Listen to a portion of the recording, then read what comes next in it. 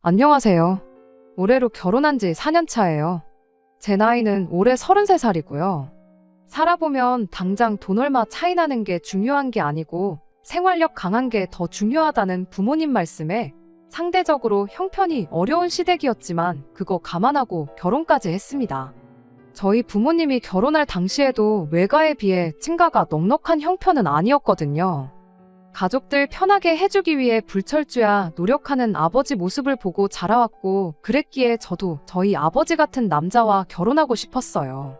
책임감 있고 생활력 강하고 가정적이고 다정다감해 보였던 남편이 바로 그 사람이라고 생각했고요. 결혼할 당시만 해도 남편이 가족들을 위해 책임감 있는 모습을 보여주긴 했지만, 그렇다고 해서 남의 집 기둥 뽑아서 결혼한다는 느낌은 아니었습니다. 실제로 연애하는 동안은 물론이고 여태껏 결혼 생활 4년 하는 동안 그렇다 할 문제 하나 없었어요. 당시 남편 아래로 있는 신우도 직장 생활하는 회사원이었고, 시어머니도 시아버지도 두 분 다 조금이나마 경제 활동을 하고 계셨거든요. 벌이가 부족했다 뿐이지 서울 변두리기는 해도 자가로 가지고 있는 빌라에서 내 가족이 똘똘 뭉쳐 열심히 사는 모습이었어요. 물론 신우가 취직할 때까지는 벌이가 가장 좋았던 남편이 집안 생활비의 일부를 대야 했고, 신우 공부하는 동안 학비도 어느 정도 해줘야 했었습니다. 하지만 신우가 취직한 이래로는 따로 부모님 용돈 정도 챙겨드리는 것 말고는 크게 돈이 들어가는 곳이 없었어요. 연애하던 중 신우와 가볍게 인사를 나누는 자리가 있었는데, 신우가 나서서 여태까지 오빠가 가족들을 위해서 고생을 했으니 이제는 자기가 할 차례라며 부모님 걱정은 말고 오빠 행복을 위해 살라는 이야기를 먼저 꺼내왔습니다. 그때 남편이 저와 결혼을 염두에 두고 있다는 사실을 처음 알게 되었고요. 혹시나 제가 남편의 집안 형편 때문에 결혼을 꺼릴 수도 있겠다 싶어서 누구 하나 묻지 않아도 신우가 나서서 그런 말을 꺼냈던 겁니다. 그리고 남편은 당연한 수순인 것처럼 집에서 독립해 나와 자취를 시작했고요. 제 생각에는 그냥 부모님 집에서 가족들하고 같이 살면서 돈 한 푼이라도 더 아끼는 게 나은 거 아닌가 싶긴 했지만, 남편 딴에는 그런 모습을 제 앞에 보여줘야만이 자기가 앞으로도 가족들 기둥 노릇할 일은 없다고 확신도 주고, 그로하여금 제가 시가족들에 대한 부담도 줄일 수 있지 않을까 싶어 그랬던 것 같아 그걸 가지고 뭐라 말은 하지 않았습니다. 자취를 시작한 곳도 뭐 잠만 자는 곳이라고 해도 무방할 정도로 보잘것없었고, 월세 또한 엄청 저렴한 그런 방이었으니까요. 아무튼 그렇다 보니 저도 남편과 결혼을 긍정적으로 생각했어요. 당장 남편만이 아니라 신우와 시부모님이 최대한 남편 손을 빌리지 않으려 하던 그 모습만 봐도 괜히 시댁 기둥 뽑아와서 기둥값이라고 치를 일은 하나도 없겠구나 싶었거든요. 그렇게 저희는 결혼을 하게 되었고, 상대적으로 여유 있었던 친정에서 신혼집을 마련해 주셨어요. 정확히는 저희 부모님이 노후 대책으로 가지고 있던 집에 저희를 살 수 있게 해주셨을 뿐이지 제 명의로 해주셨다거나 그런 건 아니었습니다. 당장 저희가 모아놓은 돈을 합치면 소형 평수 아파트는 무리 없이 들어갈 수 있었는데, 친정 부모님께서 그럴 바에 가지고 계신 집에 살게 해줄 테니 그 돈으로 전세를 껴서 소형 평수 아파트 하나를 구해 세를 주는 식으로 돈을 굴려보는 게 어떻겠느냐고 물어오셨거든요. 남편도 그간 어려운 상황에서나마 모아놓은 돈이 적은 편은 아니었다 보니 그 제안이 엄청 솔깃하게 들렸던 거죠. 남편이 염치가 있는 성격이었다 보니 신세지거나 부담 주는 행동을 하는 걸 싫어했는데, 당장 자존심이 밥 먹여주는 것도 아니고 분명 저희 두 사람 결혼 생활에 있어서 확실히 이득이었으니 그렇게 하기로 했어요. 혹시나 나중에 뭐 하면 저희가 그 집에 들어가서 살아도 되는 부분이었으니 절대 돈이 아깝지 않은 투자였습니다. 그렇게 저희는 예산에 맞게 소형 평수의 구축 아파트 하나를 전세 끼고 매매를 하게 되었고, 신혼살림은 친정 부모님 명의의 집에 차리게 되었지요. 결혼 생활 자체만 두고 봐도 나쁠 것이 하나 없었습니다. 물론 그게 큰 신세를 졌다는 마음 때문에 그랬던 것일 수도 있지만, 남편이 알아서 저희 친정 부모님한테 엄청 잘했어요. 친정 부모님이 어디 가서 제 자랑이 아니라 사위 자랑을 하고 다니실 만큼요. 그러니 저도 자연스럽게 시댁에 알아서 잘하게 되더라고요. 정말 그 누구도 저희를 보면 부러워할 만큼 이상적인 부부의 모습을 하고 있었고, 저희 앞으로의 결혼 생활에 문제가 될 만한 일이라곤 그 어떤 것도 생각할 수 없었습니다. 저희가 맞벌이 생활을 했는데 여유 있는 집에서 편하게 자라온 저와는 다르게 남편은 사회생활을 시작했을 때부터 혼자 이런저런 일도 처리해보고 직접 돈 관리를 해서 내 가족 부족함 없이 생활하게 했었던 경험이 있었다 보니 돈 관리를 남편한테 맡기게 되었어요. 남편이 꼼꼼한 성격이라 그날그날 가계부도 작성해놓고 그랬다 보니 혹시나 남편이 땀만 먹고 돈을 빼돌리진 않을까 그런 걱정을 할 필요도 없었습니다. 마침 결혼하면서 구입했던 아파트가 결혼 2년 차부터 집값이 조금씩 오르기 시작했어요. 살고 계시는 분이 나간다고 하면 전세금을 돌려줘야 하긴 했지만 당장 대출도 없고 돈은 버는 족족이 모으고 있었다 보니 전세금 돌려주는 것도 부담스럽지 않았습니다. 돈 걱정 안 하고 사는 삶만큼 또 행복한 삶이 어디 있겠나요? 결혼하면서 가졌던 걱정들은 이미 제 머릿속에는 존재조차 하지 않았어요.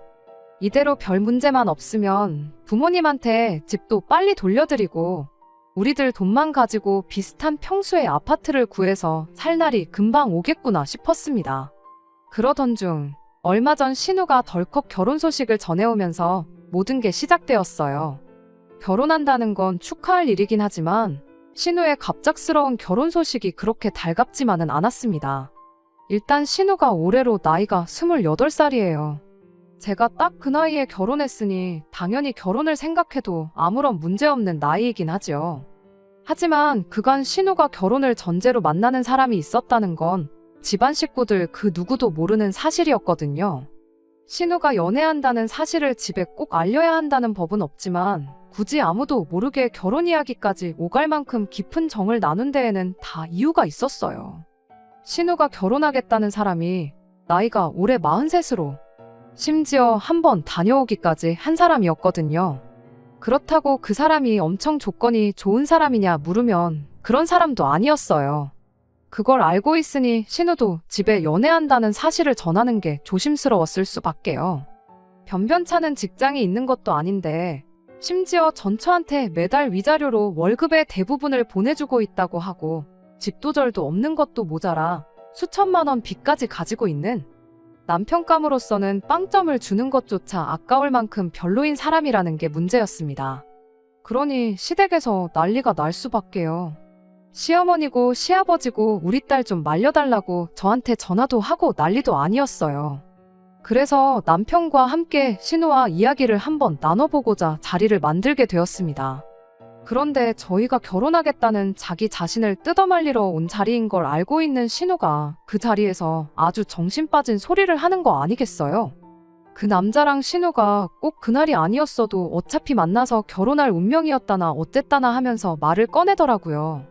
신우가 카페에 갔다가 핸드폰을 두고 나왔는데 그 남자가 신우 핸드폰을 찾아줬다고 하면서 그걸 운명적인 만남으로 스스로 포장을 하고 있는 겁니다. 자기가 평소에 카페를 자주 다니는 사람도 아니고 원래 자기 물건 꼼꼼하게 챙기는 사람이 세상 찾아봐도 자기만한 사람이 또 없는 거 알지 않냐면서 그날 하필 자기가 카페에 가고 싶었던 것부터 심지어 핸드폰까지 두고 나온 것까지 마침 그 남자가 또 신우가 앉았던 자리에 앉게 되면서 마침 두고 나온 자기 핸드폰을 발견해서 돌려주는 것까지 이게 다 하늘의 뜻이 아니면 뭐겠냐며 정신 빠진 소리를 하고 있는 거 아니겠나요? 뭐 운명적인 만남이야 그렇다 쳐도 어머님 말에 의하면 결혼하겠다는 그 사람이 한번 다녀온 사람이고 이혼 때문에 집도절도 변변찮은 직장도 없고 뭐 하나 가진 것도 없고 심지어 전처한테 양육비까지 주고 있다고 하는데 그런 거 듣고 현실적인 생각은 한 번도 안 해봤느냐 했더니 그것도 계획이 있답니다. 그 사람이 지금 가게 하는 친구한테서 음식하는 걸 배우고 있대요. 그 친구가 홍대에서 가게를 크게 하고 있는데 레시피랑 이런 걸 전부 알려주기로 했다는 거죠. 그럼 그 남자가 그 기술을 배워서 미국으로 건너갈 생각을 하고 있다는 겁니다. 요즘 K-팝이니 K-푸드니 해서 미국 사람들이 아주 열광을 하는 거 알고 있지 않냐고요. 여기선 10,000원도 안 하는 떡볶이가 거기 가면 한 접시에 30,000원씩 받고 20,000원 하는 닭튀김이 50,000원을 받고 그런다는 거예요.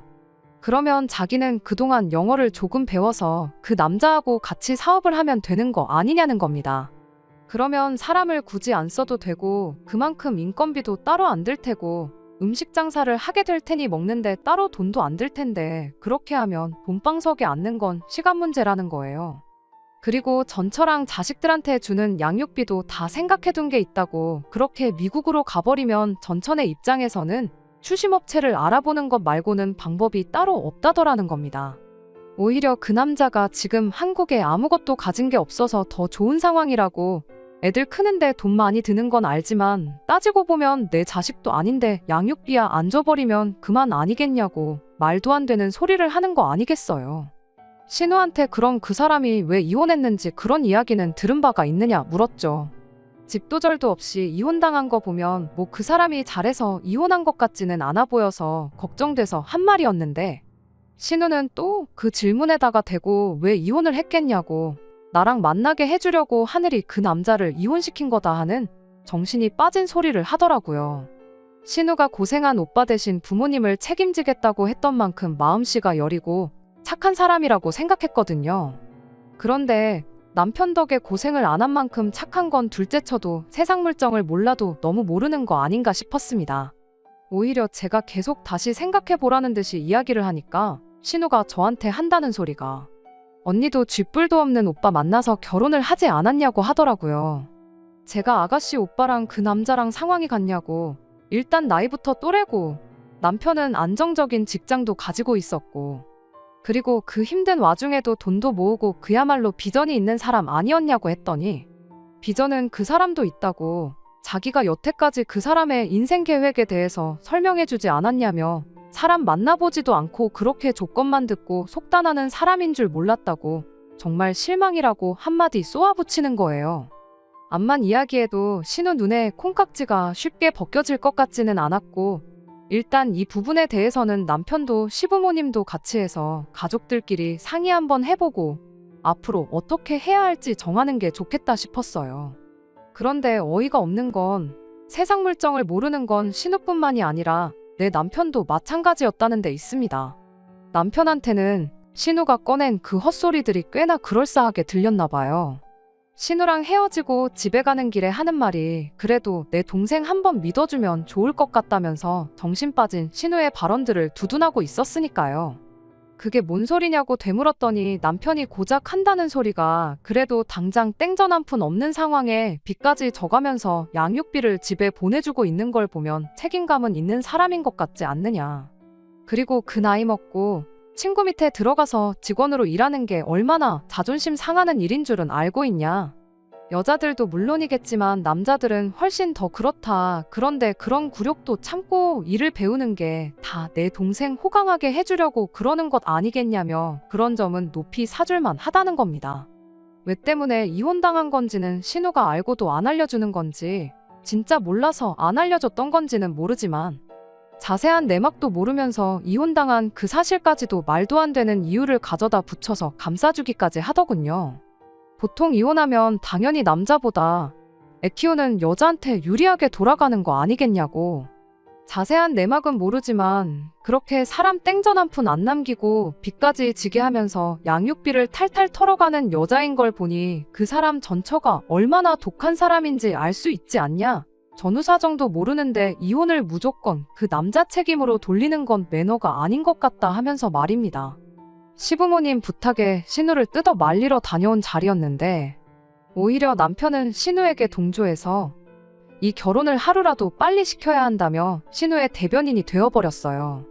괜히 그 사람이 해외로 건너가는 거 그 여자 쪽에서 눈치라도 챘다가 양육 비지급을 사유로 출국 금지 명령 같은 걸 내리면 어떡하냐고 하루라도 빨리 결혼시키는 게 맞다며 혼자 설레발을 치기 시작했어요.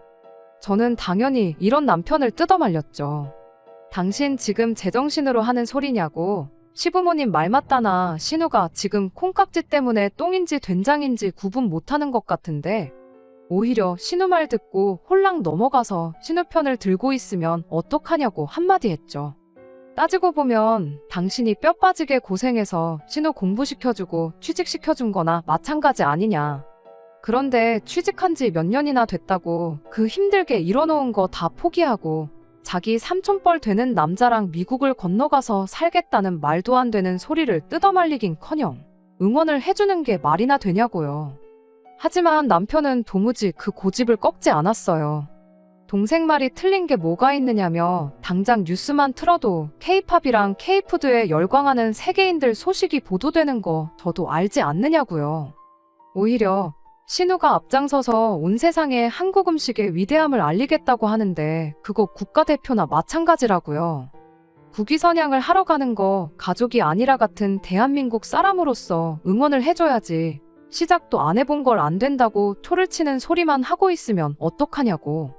그리고 신우가 저래 보여도 악바리의 고집도 보통이 아니라 한번 마음먹은 건 반드시 이뤄내는 그런 사람이라고. 그리고 그렇게 계획한 일은 무조건 끝에 가서 성공시키는 야무진 아이니까 그냥 신우를 말릴 게 아니고 잘하라고 믿어주고 응원을 해주는 게 맞다는 소리를 하고 있는 거 아니겠나요? 그러면 시부모님은 어쩌냐고. 당장 우리가 신우를 뜯어말려줄 소식만 목 빠져라 기다리고 계실 텐데 두 분께는 어떻게 설명드릴 거냐 했더니 부모님 일은 문제 축에도 끼지 않는다는 겁니다. 어차피 어머님 아버님 두 분 다 자기 말이면 껌뻑 죽고 무조건 믿어주는 분들이시니 자기가 된다고 한마디만 해도 많이 안심하시고 신우 편을 들어주실 거라 하더군요. 남편 말이 일리가 있는 게 하나도 없었어요. 솔직히 웬만큼 받아줄 만한 건덕지가 있으면 그렇구나 하고 이해라도 하려고 노력했을 텐데 주구장창 틀린 소리만 하고 있으니 이거 신우 앞길을 생각하면 내가 나서서 알아봐야겠구나 그런 생각이 들었죠. 그러기 위해서는 신우보다 남편을 먼저 설득하는 게 중요하다 싶었어요. 남편한테는 일단 시부모님께 그 어떤 말도 전하지 말고 가만히 있어달라 부탁을 했죠. 일이 이렇게 될 줄 알았다면 그냥 똥인지 된장인지 찍어 먹어보라고 내버려 둘 걸 싶었지만 그때까지만 해도 저희 정말 아무런 문제 없이 결혼 생활 잘만 하고 있었으니 어떻게든 신우 앞길 지 손으로 망쳐놓는 것만큼은 못하게 해야겠다는 생각이었습니다. 일단 제가 어릴 적에 친하게 지내던 친구 중에 가족들까지 전부 이민을 가서 살고 있는 친구가 한 명 있어서 현지 상황은 어떤지부터 알아봤어요. 친구 말이 뭐 먹는 장사가 다 그런 거 아니겠냐고. 한국 사람들한테는 맛없다고 소문난 집도 미국 사람들한테는 맛있다고 소문이 나서 대박이 나는 집도 봤고 한국 사람들한테는 찐맛집이지만 비한국인 손님들한테는 관심 끌지 못해서 소리 소문 없이 망하는 집도 있고 이걸 해서 100% 된다는 확신이 있으면 나부터 하고 있지 않겠냐면서 사업이라는 게 운때도 맞고 여러모로 아다리가 맞아야 잘 되는 것 같다는 애매모호한 대답을 들었어요. 진짜 한류 열풍이 우리나라 뉴스에 나오는 것처럼 그러냐고 물어본 질문에는 예전하고 비교하면 한국 음식에 대한 인식도 많이 나아진 편이라고 하더라고요. 떡볶이 하면 고무 씹는 것 같다고 질색을 하던 미국인들도 이제 줄 서서 먹고 인터넷 조금만 찾아봐도 한국 치킨이 세상에서 제일 맛있는 치킨이라고 유행도 하고 있고 뭐 그런다면서요. 정작 자기 인생에는 달라진 게 없어서 모르겠지만 한류 열풍은 확실히 있다는 대답도 들었죠. 사실 신우한테 확신이 없던 저로서는 친구의 대답이 제가 원하는 대답은 아니었습니다. 하지만 일부러 초치고 싶은 생각은 없었으니 신우 말대로 어느 정도 가능성은 있겠구나 하고 판단했어요. 그럼 이제 신우가 말하는 그 남자가 배운다는 그 레시피가 얼마나 가능성이 있겠는가 판단해보는 게 낫겠다 싶었습니다. 인터넷으로 가게 이름을 검색해 가게에 올라온 리뷰들을 정말 처음부터 끝까지 다 읽었어요. 그런데 솔직히 객관적이지 않다는 생각이 들더라고요. 블로그 같은 데 보면 업체에서 돈 얼마 받고 의뢰받아 올린 리뷰들이 대부분이었는데 단점은 하나도 없이 칭찬 일색이었으니 신뢰가 가지 않았달까요. 그렇다고 지도 앱에 달려있는 별점이랑 리뷰 또한 믿을 만한 지표가 아니었습니다. 보아하니 리뷰를 남겨주면 공짜로 술안주를 주는 이벤트를 하고 있더라고요. 공짜로 뭘 주는데 일부러 안 좋은 이야기 남길 사람이 몇이나 되겠나요. 간간히 보이는 진짜 리뷰가 있기는 했는데 거기서도 의견이 반반 갈려서 직접 가서 먹어보지 않는 이상은 판단이 서지 않겠다 싶었습니다. 그래서 친구랑 홍대에 다녀왔는데 금요일 퇴근 시간 한참 때인 시간에 가서 그랬나 줄까지 서 있을 만큼 장사가 정말 잘 되는 가게였어요. 줄이 그렇게 많은 건 아니었는데 솔직히 들어갈 엄두가 나지는 않더라고요. 아직 스스로 한참 때 나이라고 생각하긴 합니다만 가게 안은 음식이 무슨 색인지 구분도 안 갈 만큼 화려한 조명이 번쩍이고 있었고 시끄러운 음악 소리하며 무엇보다 가게 안을 가득 메운 사람들이 하나같이 20대 초반 정도로밖에 안 보이는 손님들 뿐이었으니까요. 그 사이에 껴서 앉아있는 게 그래도 되나? 아니, 애초에 내 나이 또래의 사람들을 입장이라도 시켜주려나 그런 생각이 들었습니다. 결국 그렇게 가게에 직접 가보는 건 포기하고 집에 돌아왔죠. 다행히 멀리서 찾아볼 것도 없었습니다. 놀기 좋아하는 제 사촌 동생 중 한 명이 거기 노느라 몇 번 가봤다며 이야기를 해줬거든요. 동생이 말해주길 맛 때문에 가는 게 아니고 여자 꼬실 때 술값 조금 덜 내려고 가는 그런 가게 중 하나라고 하더라고요. 안주도 빨리 나오고 가격도 저렴해서 젊은 애들이 많이 가는 곳이라고 하길래 뭐 특별히 맛있는 메뉴가 있냐고 물어봤죠. 떡볶이나 치킨이나 동네 골목만 돌아도 이미 익숙한 체인점들이 판을 치는데 굳이 거기 가서 그런 걸 먹지는 않겠다고 그냥 딱 동네 호프집에서 나오는 제품 데워준 맛이다. 뭐 이런 이야기를 해주더라고요. 다른 친구들 생각은 어떻겠니 하고 물어봤더니 100이면 100 자기랑 똑같은 생각일 거라며 거기를 맛집이라고 찾아가는 사람은 한 명도 없을 것이다. 확신에 차서 한마디를 해주는 겁니다. 물론 제 사촌 동생이 요식업계 전문가도 아니고 그냥 놀러 다니기 좋아하는 평범한 대학생인데 동생의 의견 하나만 듣고 그게 정답이라고 하기엔 무리가 있긴 했어요. 하지만 그래도 이 정도면 충분히 남편 정도는 납득시킬 수 있겠구나 싶었습니다. 그래도 돈 계산하는 것만큼은 빠른 사람이었거든요. 거기에 남편 말 맞다나 시부모님은 남편 말이라면 무조건 들어주실 테고 온 가족이 나서서 반대를 하면 신우도 정신을 차리거나 포기를 하거나 하겠구나 싶었거든요. 그리고 동생하고 이야기가 끝난 날 퇴근해서 집에 돌아온 남편에게 이 이야기를 꺼냈습니다. 남편은 제 말에 그렇구나 그랬구나 하면서 대답을 하기는 했는데 왠지 그 느낌이 대충대충 너 혼자 떠들고 말하라 하면서 말을 넘기는 느낌이 들었어요. 중간중간 남편한테 내 말 듣고 있지? 들었지? 하고 몇 번이고 확인을 하긴 했지만 남편이 알겠다고 나중에 신우랑 이야기하겠다고만 대답해서 대화를 끝내려고만 하지. 저랑 심도 깊은 대화를 나눈다던가 내 말을 이해했구나 하는 느낌은 들지 않았습니다. 아니나 다를까 그 주 주말이 되었어요. 남편이 갑자기 같이 시댁에 좀 다녀오자고 하더라고요. 그때까지만 해도 이 자리가 신우를 뜯어말릴 수 있는 마지막 기회라고 생각을 했습니다. 그런데 그날 신우를 어떻게든 못 가게 막아야 한다고 생각하는 사람이 저 하나밖에 없을 거라곤 생각도 못하고 있었습니다.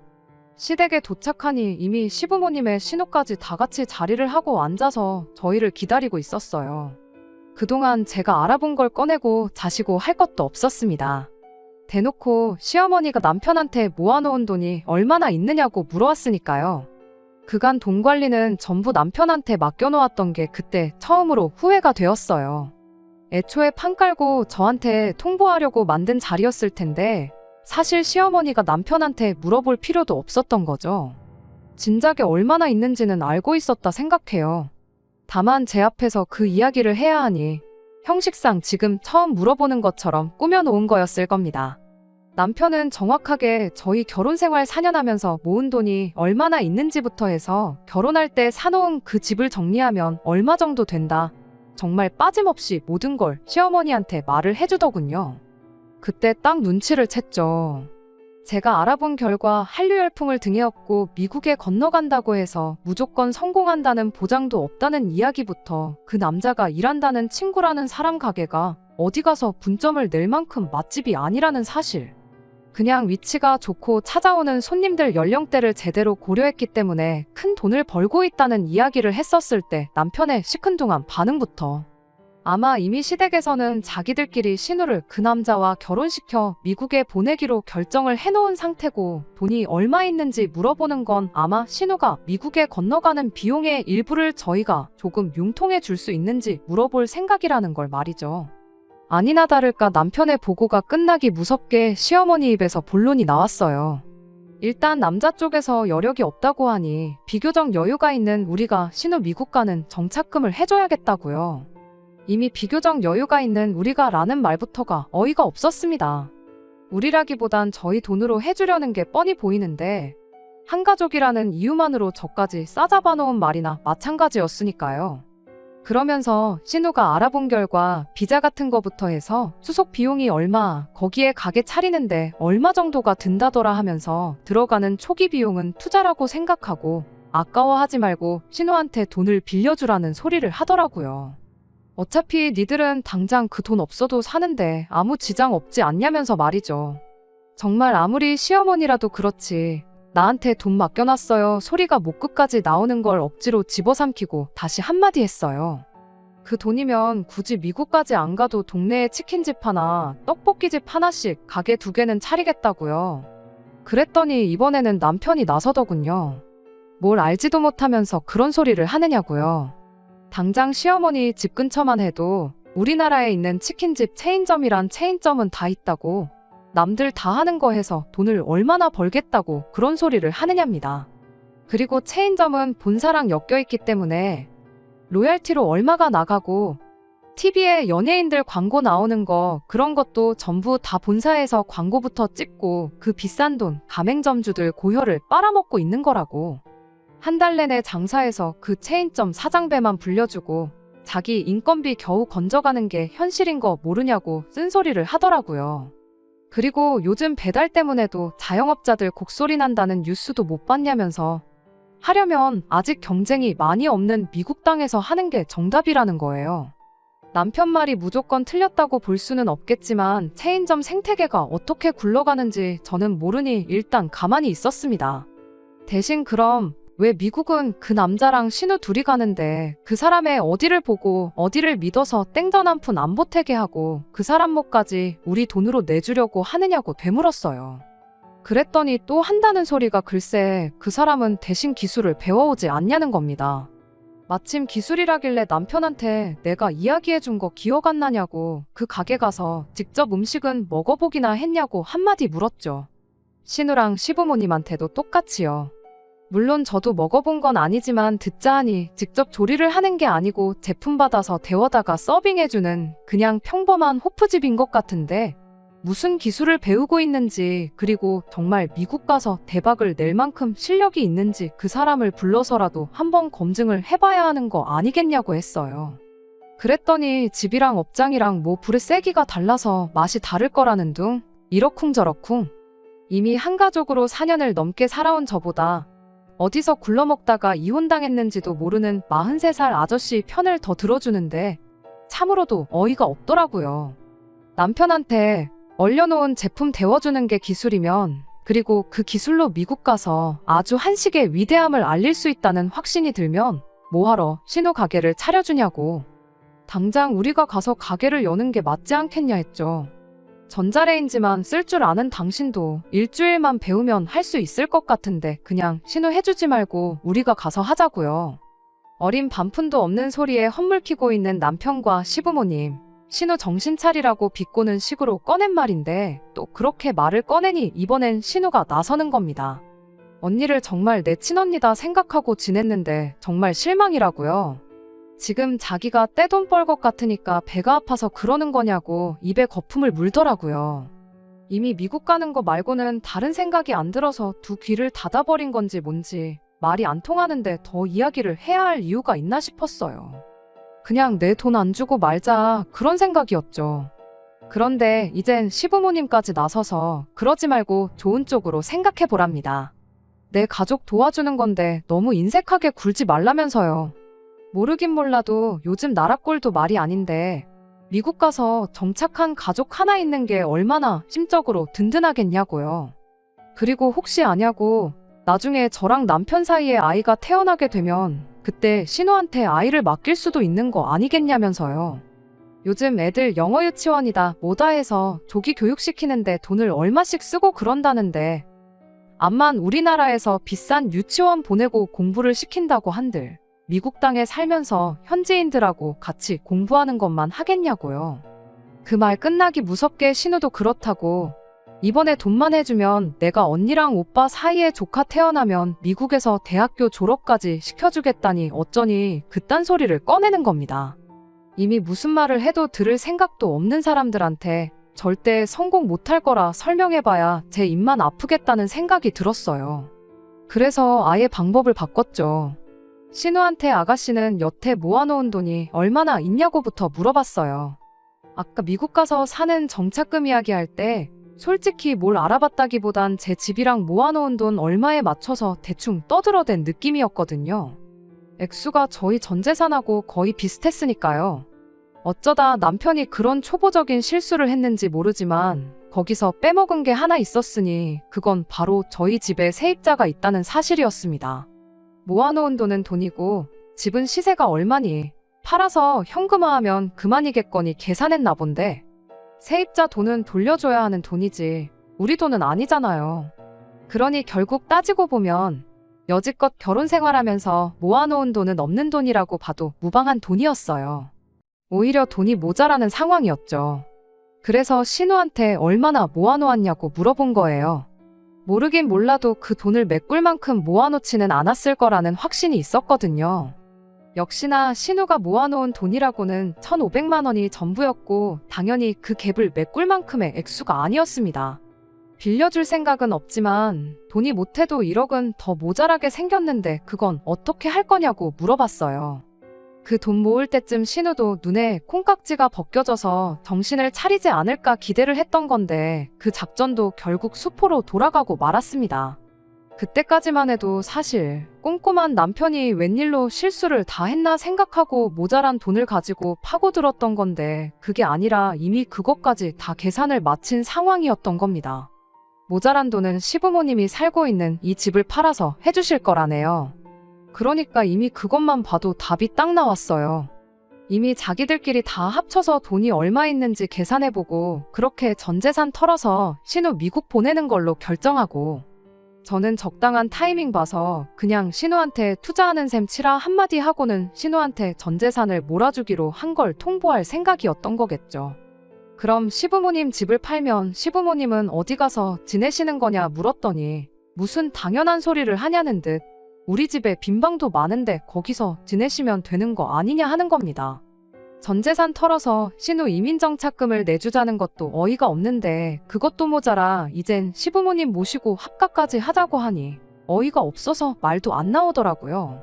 제가 순간 표정 관리를 똑바로 못하는 걸 남편이 본 건지 저한테 왜 표정이 그 모양이냐며 우리 결혼 전부터 신우가 취직한 이래로 혼자 부모님을 모시고 살았으니 이제는 우리 차례가 아니겠느냐고 한마디를 건네는데 그 말까지 들으니 정말 세상이 다 무너지는 기분이었습니다. 시어머니는 걱정 말라고 오히려 당신이 저희 살림하는 거 도와주면 도와줬지 한 집에 산다고 해서 시집살이 시키고 그럴 생각 전혀 없다고요. 한술 더 떠서 남편이 맞벌이 하는데 살림해주는 사람 있으면 우리한테 무조건 이득이라고 그리고 앞으로 우리 사이에 아이 태어나면 어머니가 집에 계시면서 대신 먹여주고 재워주고 해주실 것 아니냐며 설득을 하려 드는 겁니다. 동생이고 오빠고 왜 두 사람 다 아직 태어나기는커녕 생기지도 않은 아이를 가지고 키워준 애 만에 그런 소리를 하고 있는지 웃기지도 않았어요. 이미 2시간 가까이 저희 집이랑 시부모님 집을 팔아서 어떻게든 신우를 그 남자랑 미국에 보내기로 답을 정해놓은 상태로 이야기를 하는데 여기서 3시간이고 4시간이고 더 이야기해봤자 답은 나오지 않겠구나 싶은 생각이 들었습니다. 그래서 신우 이민을 보내던 미립국을 시키던 마음대로 하시라고 했어요. 나는 죽었다 깨어나도 내 집까지 팔아가며 도와줄 생각 없고 그래도 끝까지 해줘야겠다면 이혼해서 재산 분할 해줄 테니 그 돈으로 해주던지 말던지 알아서 하라고 한마디 했죠. 이혼 이야기가 나오니까 남편이 대번에 놀라가지고는 자꾸 그 돈을 그냥 주는 것처럼 생각해서 하는 말인데 신우가 미국 가서 돈 벌면 갚을 돈이라고 정 못 믿어오면 매달 얼마씩 해서 갚으라고 하면 되는 거 아니냐길래 거기다 대고 또 한마디 해줬습니다. 잘도 신우가 거기 가서 돈이나 만지겠다고 차라리 로또 돼서 그 돈으로 갚겠다고 하는 게 더 믿을만 하겠다고요. 신우가 그렇게 떼돈을 벌 예정이면 나 빼고 도와주라고 그렇게 번 돈으로다가 미국에 치킨집을 하나 더 차리던 양계장을 하나 세우던 나는 그 돈으로 뭐 하나 득볼 생각 없으니까 나 빼고 좀 해달라 말하고 그냥 저는 그 길로 일어나서 집에 돌아왔습니다. 결론부터 말하자면 결국엔 남편과 이혼을 하는 걸로 결정이 되었습니다. 얼마나 대단한 사람이길래 그동안 4년을 함께 동고동락해온 마누라보다 어디서 굴러먹었는지도 모르는 빚쟁이 이혼남 말을 믿고 그 돈을 투자할 수 있는지. 이혼하면서도 끝까지 그 부분만큼은 이해가 가질 않았어요. 결혼은 거의 반반 결혼을 했고 솔직히 오른 집값하며 그 돈을 모을 수 있었던 데에는 친정부모님이 저희 살게 비워준 집에 공이 컸긴 하지만 괜히 남편이 6대4 나누는 건 인정 못하겠다고 5대5로 꼭 한 푼이라도 더 받아내겠다고 소송 걸고 질질 끌고 그러는 꼴 보기 싫어서 그냥 절반씩 재산 분할하는데 합의하고 이혼했습니다. 그러는 과정에서 시어머니가 급전을 마련한다고 요새 잘 나가지도 않는 빌라를 금매로 처분했어요. 그래도 돈이 모자라니 집에 있는 폐물 정리하고 있는 돈 없는 돈 다 끌어모아야 했고 남편은 퇴직금이라도 땡겨받아야겠다고 직장까지 그만두는 지경에 이르렀습니다. 정말 사람이 정신이 나가면 앞뒤분간 못하고 저런다는데 남편부터 시작해서 그 가족들이 전부 뭐에 홀린 사람 마냥 뒤는 생각도 안 하고 저러는 걸 보니 참 믿음이라는 게 무섭더라고요. 웃긴 건 그렇게까지 준비했음에도 불구하고 신우는 비행기표도 끊어보지 못하고 아직도 한국에 있다는 점이에요. 신우가 결혼하려고 했던 그 남자가 폭력 전과가 있어서 아예 비자부터 발급이 안 되었다고 하더라고요. 아마 이혼도 그것 때문에 당했거나 그게 사유가 되어서 이혼을 했거나 둘 중 하나가 아닐까 생각하고 있어요. 남편도 신우도 돈 조금 더 마련해보겠다고 퇴직금 때문에 멀쩡하게 다니던 회사를 그만뒀나 본데 어떻게 새로 취직이 잘 안 되는 것 같아서 일단 마련해놓은 돈으로 급하게 체인점으로 치킨집을 하나 열었다나 봐요. 그렇게 노래하던 미국 땅이 아니긴 하지만 어쨌든 치킨집 창업하는 데에는 성공했네요. 다행히 변변찮은 그 남자랑은 헤어진 것 같고 대신 치킨은 이혼한 제 남편이 같이 튀겨주고 있다나 봐요. 어차피 대부분이 남편 돈으로 차린 걸 테니 자기가 뱉은 말대로 인건비라도 건져가려면 열심히 해야 하지 않을까 싶어요. 뭐 끝에 가서 안 좋게 이혼하게 되긴 했지만 사람이 성실한 사람이긴 하니 힘들지라도 잘 헤쳐나갈 거라 생각해요. 다시 온 가족이 똘똘 뭉쳤으니 그 어떤 시련도 알아서 견뎌내겠죠. 끝까지 들어주셔서 감사합니다. 오늘의 사연은 여기까지입니다. 구독과 좋아요, 알람 설정 부탁드리고 더 좋은 사연으로 다시 찾아뵙겠습니다. 감사합니다.